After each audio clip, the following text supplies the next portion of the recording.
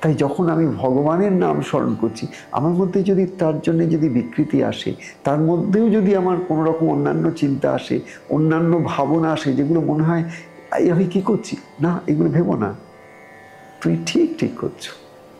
তোমার মন যা চাই তাকে করতে দাও, বাধা দিও না, তাকে এত জাজমেন্টাল হয়ে যেও না।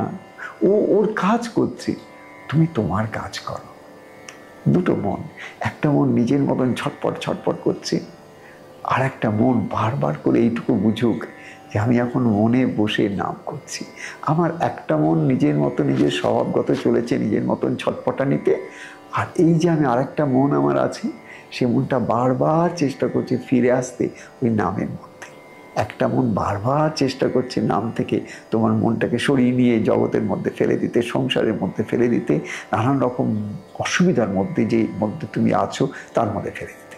তো এই যে একটা ডিস্ট্র্যাকশন, এটাকে তুমি যত রুখতে যাবে তত কিন্তু ও আরো পাওয়ারফুল হয়ে যাবে। অর্থাৎ তোমার এনার্জিটা যদি তোমার ভেতরে যে চঞ্চলতাটা, অস্থিরতাটা, সেই অস্থিরতাটাকে রুখতে যায়, থামাতে যায়, তুমি যদি তোমার মনটাকে শান্ত করতে যাও এই সমস্ত করে, তাহলে কিন্তু হবে না। তার কারণ ও তোমার এনার্জিটা সাক করে নেবে। তোমার এনার্জি মানে তোমার চিন্তাটা যেটা দিয়ে তুমি রেসিস্ট করছো, ওই রেসিস্টেন্সের যে এনার্জিটা তুমি দিচ্ছ, সেই এনার্জিটা নিয়ে ও কিন্তু বলবান হয়ে যাবে, আরো শক্ত হয়ে যাবে, আরো মজবুত হয়ে যাবে, তুমি উইক হয়ে যাবে। কারণ তুমি এনার্জি দিচ্ছ, ও রিসিভ করছে। এবার যদি এরকম হয়, তুমি ওর মতো করছে, তোমার মনের মধ্যে যে চঞ্চলতাটা আছে, অস্থিরতা আছে, বা নানান রকম চতুর্দিকে একটা বিক্ষিপ্ততা আছে, থাক বিক্ষিপ্ত, কোনো অসুবিধা নেই। তুমি তো কিছুক্ষণের জন্য বসেছো ঠাকুরের নাম করে, ঠাকুরের কাছে বসেছো কেন? তুমি বসে চাইছো মনে বনে কোণে যে কোনো জায়গায় বসো না কেন, তুমি কি করতে চাইছো? কিছুক্ষণ সময় আমার মন যাই করে করুক, আমি একটু চুপ করে বসে চেষ্টা করি তার স্মরণ করতে, চেষ্টা করি গুরু প্রদত্ত নাম যদি আমার কাছে থাকে সেই গুরু প্রদত্ত নামটাকে জপ করার। আর যদি গুরু প্রদত্ত নাম না থাকে, তাতে কি হয়েছে? যে কোনো ঠাকুরের নাম ডাকলেই ঠাকুরই সাড়া দেবেন। আমরা যাকে যে নাম ধরে ডাকি সেই সাড়া দেয়, অন্য কেউ তো সাড়া দেয় না।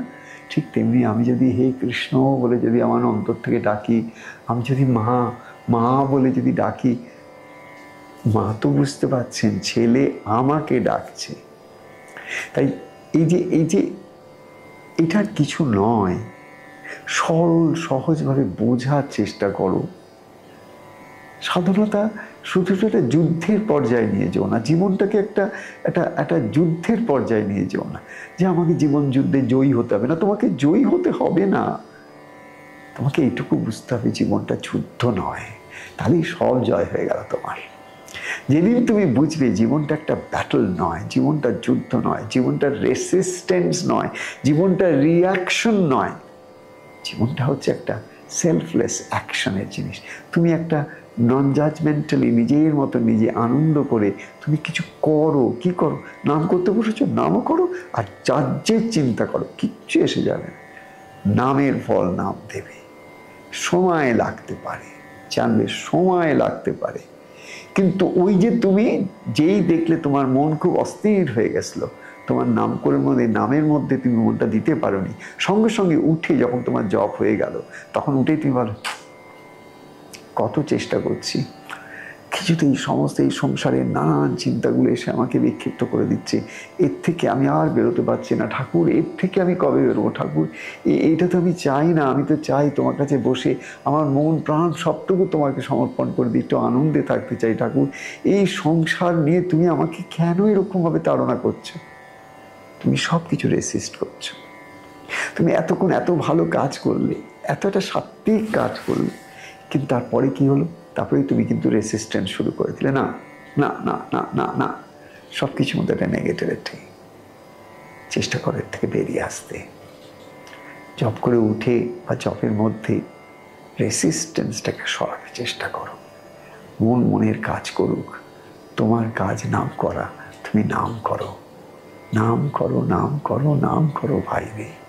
নামের মতন অমৃত আর কিছু নাই রে। এটা ভাবলেই তো হয়ে গেল। একটু নামটাকে বন্ধ করে নাম করো, নাম করো, একটু নিজের মনেই তুমি গাইলে, আবার শুরু করলে দেখবে মন শান্ত হয়ে